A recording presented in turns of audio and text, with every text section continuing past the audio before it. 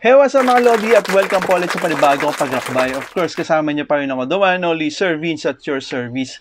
Okay mga Lodi, it's summertime. Mukhang leak na tong summer ko, no?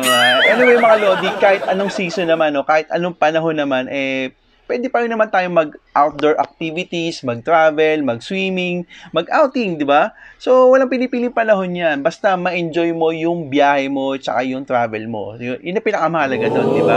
So, sa video ito, mga Lodi, pag-uusapan natin ng isang outdoor gear na bihira lang natin mapanood, bihira lang din natin magamit. Pero ito, pwede ito sa mga mahilig magdagat. Ayan, sa mahilig island hopping, mag-snorkeling, mahilig sumisid sa dagat. Ayan.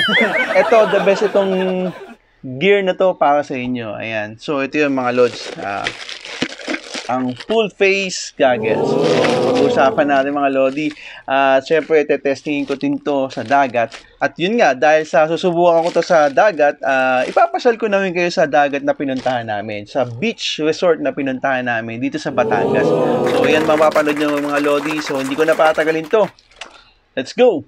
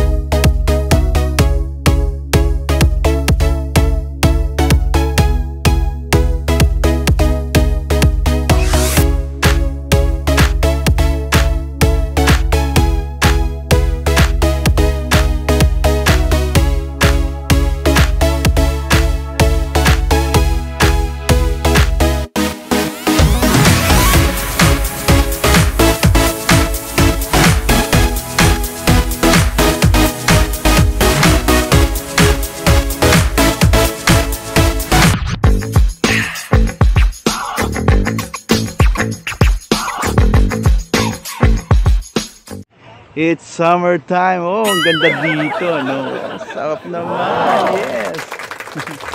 So, ito mga Lodi, nandito ako ngayon sa Batangas, sa Hugong Beach. Ayan. Dito lang yan sa San Juan, Batangas. Ito, lilibutin natin itong beach na to. At syempre, ipapasyal ko kayo dito.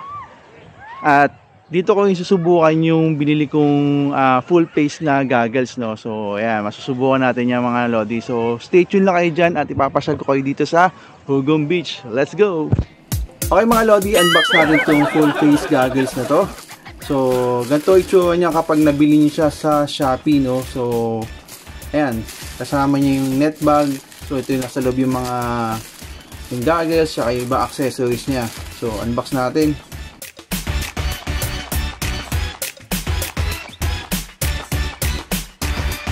Ito yung user guide niya, no? So, ayan, kung paano gamitin, dito instructions, at iba't ibang kulay. Itong goggles na to mga Lodi, wala siyang brand. So, wala tong brand. So, ito yung pinaka-mask natin. And then, may kasama siyang pangano sa tenga. So, ito yung pangano sa tenga. Tsaka additional na goma, I think dito yan. Dito yan sa saan ba ilalagay ito? Ito dito. This one. So suporta to para sa tube.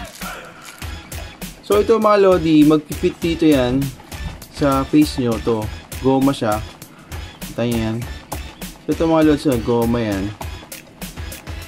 So yung mukha nyo, mag-fit yan dito. Then ito, kakabit natin to dito sa head tube. So ito yung instruction nya paano pagkabit. Kabit na.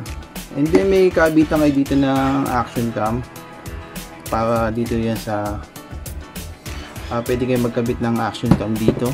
And then may tornilyo dito kasama. Sama nyo lang yung tornilyo na yun para makabit nyo yung lock. So ito lang walang kasama mga Lods, wala tong kasama na lock, pero meron siyang kasamang nut para dito. And there you have it. So, ayan.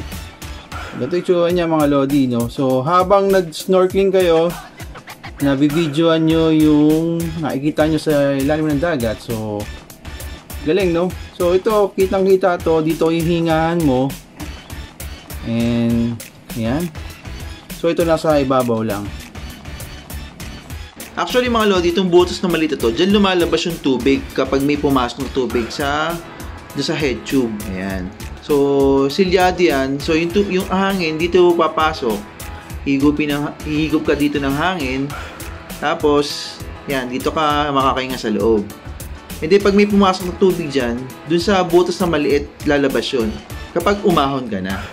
So, yan, silyado naman yan. So, testingin natin sa dagat kung goods na to. So, okay mga lodi, nandito ako sa right side ng Hugong Beach, no? So, ito yung pinakadulo. Ayan, ang ganda ng tanawin dito mga lodi. Ang panalo. So, ito, lakad-lakad lang ako. Then, mamaya pupunta naman ako dun sa left side ng Hugong Beach, no? So, medyo bawal kasi dito kasi private resort pala to, no? Yung pinuntahan kasi namin yung pinaka parang pampubliko, pero ito is a private place. So 5 minutes lang kami dito, then pabalik ka na ulit dun sa pwesto mo.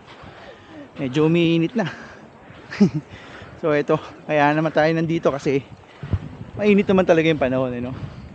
Pero ang ganda dito mga lods. So inaantay ko lang pumutok yung araw, no? Ibig sabihin, inaantay ko lang tumaas yung araw para magamit ko na yung goggles, para kasi mas malinaw yung tubig kapag nasa taas na yung araw. Medyo maaga pa mga lodi, ang oras pa lang is alas 7 ng umaga. So siguro mga around 10, ayan, pwede na ako mag-dive at makita yung mga corals tsaka yung mga isda. So ayan mga lods, diba?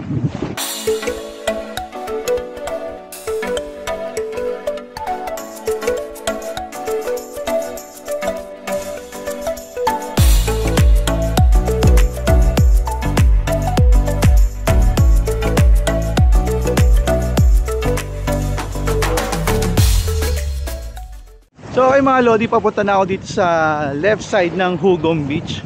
So ayan, puro mga private resort na yun nandito, no? So pinayagan naman tayo pumasok, pero siguro hindi na tayo dudulo pa. So ito na yung pinaka left side ng Hugong Beach. Haba nito. Naalala ko yung pumunta kami sa Mindanao, sa Jensan. So, parang ganun din kahaba yun. Oo. Basta yung beach kami sa Jensan, ganito rin kahaba, ang laki. Pero ito, ang lawak na ito mga lods, yan, no? So inaantay ko lang tumaas yung araw, tapos saka natin testingin yung full face na goggles na binili ko. So yan mga lodis, let's go!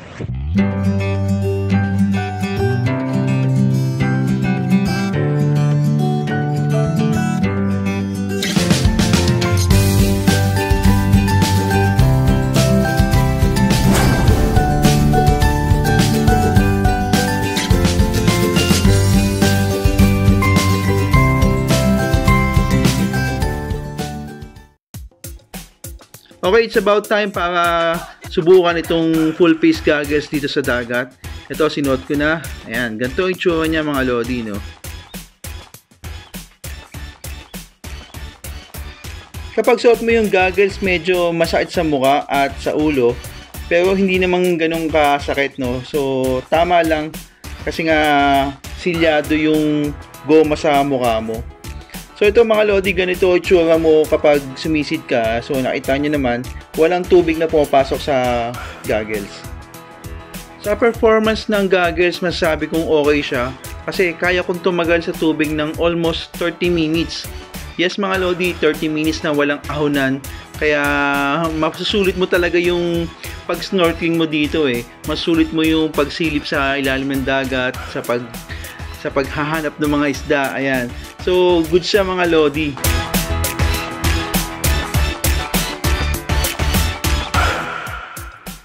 Sinubukan ko ding ilubog yung head tube ng goggles. So, makikita nyo na may pumapasok na tubig sa loob, no? At doon tumutulo yun sa may ilalim ng goggles. At doon sa may butas naman, dun lalabas yung tubig na yan kapag umahon ka. So, pag medyo puno na, iangat mo lang yung ulo mo at lalabas yung tubig. Susubukan ko naman ngayon ikabit yung action camera ko dito sa goggles. Ayan, ganito yung itsura niya. Kaso nga lang mga lodi, isa lang yung action camera ko, kaya ito lang yung mapapakita ko sa inyo. So ito na yung kuha nung action camera no, na nakakabit dito sa aking goggles. So ito yung video niya. Yung nga lang mga lodi, hindi ko mapapakita yung sarili ko na nakakabit yung action camera. Kasi nga, ito rin yung camera na ginagamit ko. At yan ang full face goggles na swak na pang underwater. Comment nyo na ng mga lodi sa baba kung ano yung masasabi nyo sa goggles na to. At sa mga hindi pa nakapag-subscribe dyan, click nyo lang yung subscribe button. At syempre, like nyo na rin. At bago ko tapusin itong video na to, narito ang highlights ng pagstay namin dito sa Hugong Beach. Hanggang sa muli mga lodi, ride safe, paalam!